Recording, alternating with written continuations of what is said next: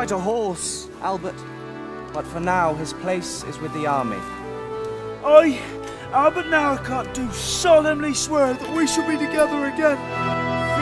Phoebe! So we are here in the inner belly of the New London Theatre. Hello, welcome, happy times. It's my humble home. Humble home. So we are with James Donovan, who plays Topthorn and Joey Hart. Hart, yes. Hooray! So, Warhorse has been going for 5 years now. And how does it feel to be in one of the most successful running plays in London ever? It's exciting, but the way you put it, it also it heaps loads of pressure on me to keep up this beautiful, beautiful show that's touched thousands and thousands of people, just to keep the work alive and keeping it fresh every night. The show is set 100 years ago in the First World War. Yeah, 100-year anniversary this year, 2014. Yeah. What is it that you think keeps the show sort of alive in a more modern audience's mind? I think it's, for me, it's really relevant because it's affected all of us in some way, shape or form.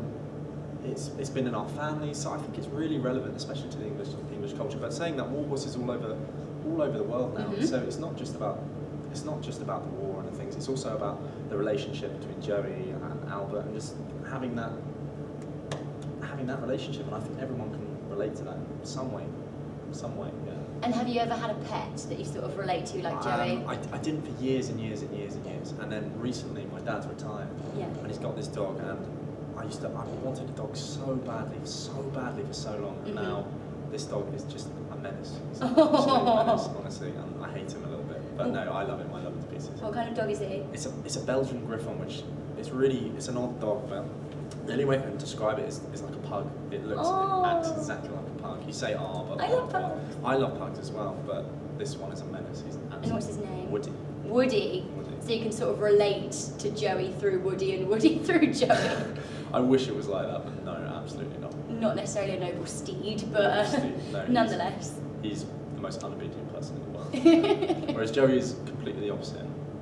Really heroic and trustworthy and all of the above. All of the above. And you mentioned that Warhorse is obviously playing in a lot of different countries. Do you think that sort of the physicality of the show makes it an easy story to engage with? Absolutely, because I know people that have come to see the show in London and not necessarily grasp every word that's been said, but the puppetry, and because it's such a physical show, we try and bring to life everything that's on the stage, and the puppetry is kind of the forefront of that, and the horse itself is just beautifully made.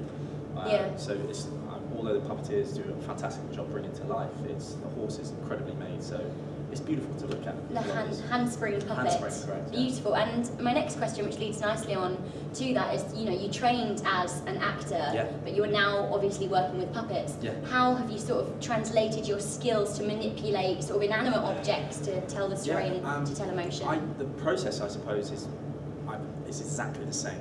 I try and the way I think of Joey is the way I think of any other part, is the journey it goes through from start to finish. So Joey starts as just a foal in an auction in Devon, and it finishes and eventually goes to war.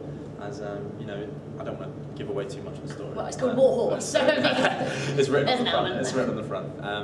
So yeah, I just prepare for it like I would any other role, but with 2 extra people creating one part. That's a good story. And you are Joey and Topthorn. Joey and Topthorn, yeah. Rival horses. Rival horses. They go on 2 completely different journeys, yeah. And how do you feel? Did you feel different characterising each? Yeah.